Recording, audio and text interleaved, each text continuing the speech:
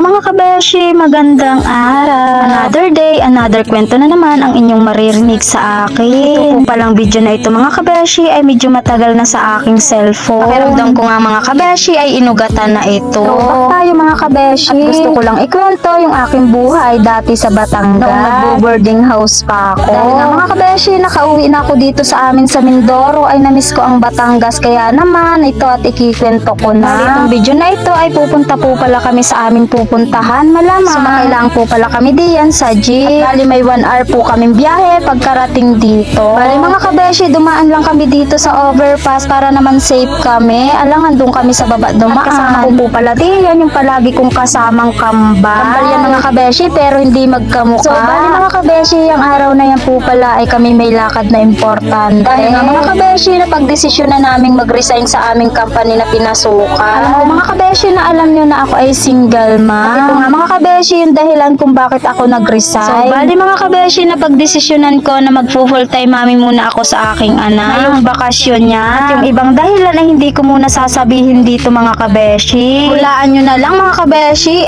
Bali mga kabeshi, lulan-lula ako sa oras na yaan. Alam nyo ba mga kabeshi na ayaw kung sasakay sa jeep. Dahil nga mga kabeshi, malapit lang ito at may 1 oras lang biyahe mula sa aming boarding house. Ay nag-jeep na lang kami kasi mas mura ang pamasahe. Kahit ayaw na ayaw kung sumakay ay ayun at napilitan ang babae. Kasi naman mga kabeshi, nalulula ako sa amoy ng jeep. Lalo na mga kabeshi, yung usok niya. Hindi ko ba alam kung ako lang yung nalulula pagdating sa jeep. Bali mga kabeshi, naka-1 taon nga po pala ako at 7 buwan sa company na aking pinasukan. Alam nyo ba mga kabeshi na sa loob ng 1 taon na yun at 7 buwan ay ang dami ko na ding nakilala. At hindi basta kakilala mga kabeshi, sobrang dami ko din tropa do. Diba kababaeng tao, ang daming tropa. Alam nyo ba mga kabeshi na puro lalaki ang tropa ko? At siguro kung may mga marites doon, na marites na ako na ako'y lalakero. Alam nyo ba mga kabeshi na super friendly ko talaga. At doon din sa company na yan, ako natutong mag-adjust. At tumanggap ng pagkakamali. Natuto din ako makisama ng maayos. Alam nyo ba mga kabeshi na marunong naman talaga akong makisama. Pero mas natuto akong nakisama nung ako'y nagtrabaho dito sa company na aking pagre-resign na. At sobrang dami kong natutunan sa company na yun mga kabeshi. At isa pa sa pinakamaganda sa company na yun mga kabeshi, mabait yung mga katrabaho at mga line leader. At mga kabeshi, yung mga sub-leader, lalo na yung mga staff at mga trainer na ang haba ng pasensya. Kahit naging pasaway ako noong